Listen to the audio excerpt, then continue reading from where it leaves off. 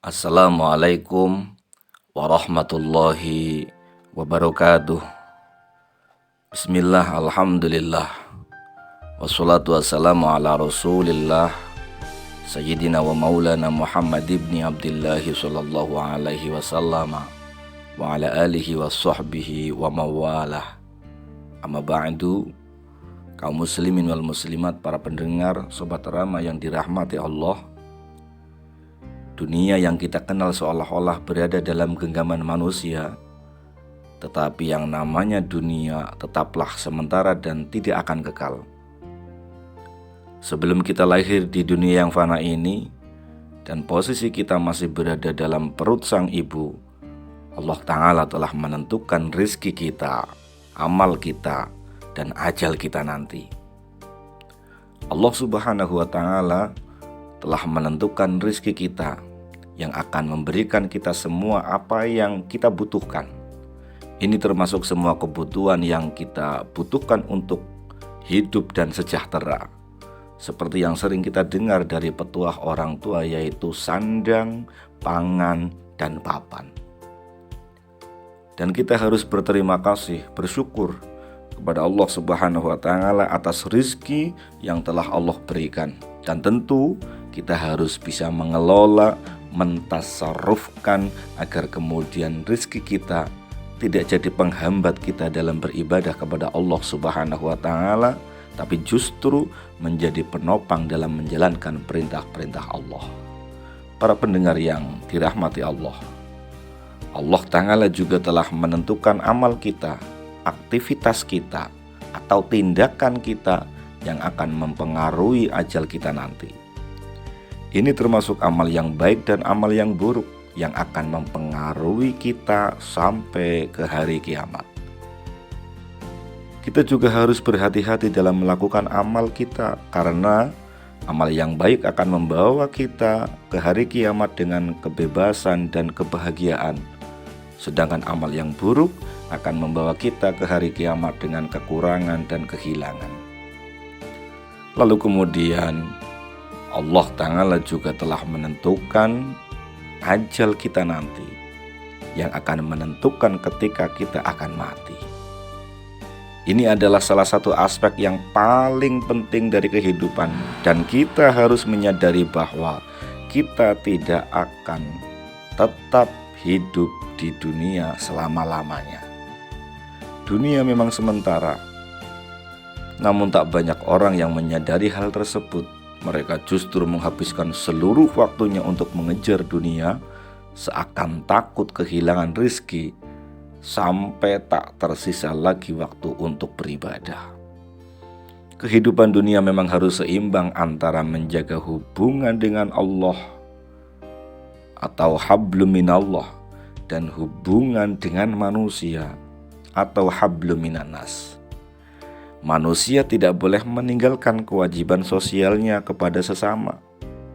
Mereka tetap harus bekerja, menghidupi keluarga, membantu orang lain yang membutuhkan tenaganya, atau ikut kegiatan sosial di lingkungannya. Namun semua kegiatan tersebut harus bernuansa ibadah dan ditujukan untuk memperoleh ridho Allah Subhanahu wa Ta'ala, bukan untuk mendapatkan pujian manusia atau sekedar memenuhi ambisi dunia. Sebab segala bentuk pujian dan hiasan dunia itu akan hilang, tidak akan kekal, yang akhirnya kita akan mendapatkan kekecewaan. Sebaliknya, jika kita menyadari bahwa hakikat kehidupan hanya untuk mencari keridhaan Allah, maka kita tak akan pernah lelah atau kecewa. Apalagi Allah Subhanahu wa Ta'ala juga menjanjikan bahwa jika kita mengejar akhirat, maka dunia pun akan dapat bagiannya pula.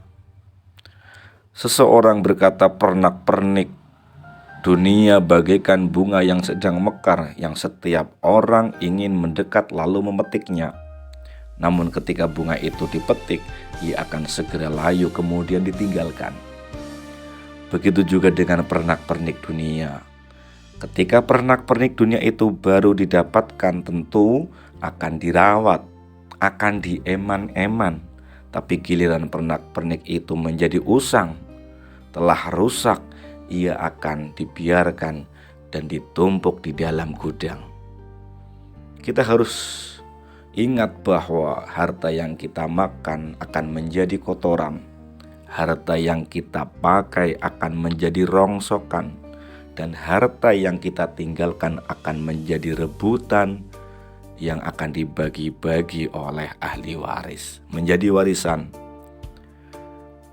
Para pendengar yang dirahmati Allah, meski lezatnya dunia hanya sesaat, tetapi banyak orang yang memburunya hingga lupa akhirat.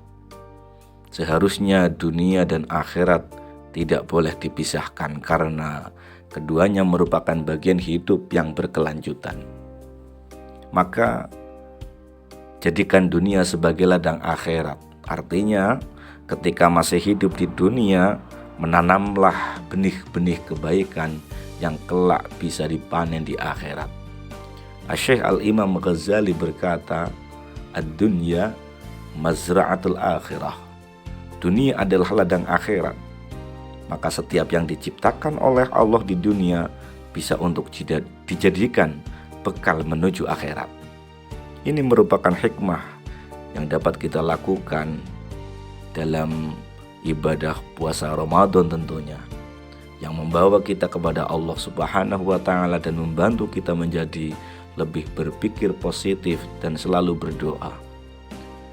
Dalam ibadah puasa Ramadan kita belajar untuk menahan diri dari berbagai kesenangan duniawi seperti kemarahan, kebencian, dan keegoisan. Kita juga belajar untuk mengendalikan hati, pikiran, dan anggota badan dari hal-hal yang bisa menimbulkan dosa. Dunia ini hanya sementara, tempat hidup kita yang sesungguhnya adalah di akhirat yang kekal abadi. Hal ini juga sebenarnya diingatkan saat kita berbuka puasa. Ketika kita berpuasa sekitar 15 jam, kita merasa lapar, kita merasa haus, perut perih, dan ambisi nanti sore akan makan ini, makan itu. Namun nyatanya, saat adzan maghrib tiba, puasa yang hampir 15 jam kita dikenyangkan hanya dengan waktu 5 menit. Ini sungguh kenikmatan dunia sementara. Maka jangan pernah merasa sombong dan berbangga diri dan melalaikan perintah-perintah Allah yang sebenarnya semua itu untuk bekal kita sendiri kelak di akhirat. Mudah-mudahan harta dunia yang kita miliki senantiasa menjadi jembatan untuk selalu mengingat dan mendekatkan diri kita kepada Allah Subhanahu wa Ta'ala. Kiranya hanya itu yang dapat saya sampaikan. Mohon maaf atas segala kekhilafan. Wal-afa minkum. Assalamualaikum warahmatullahi wabarakatuh.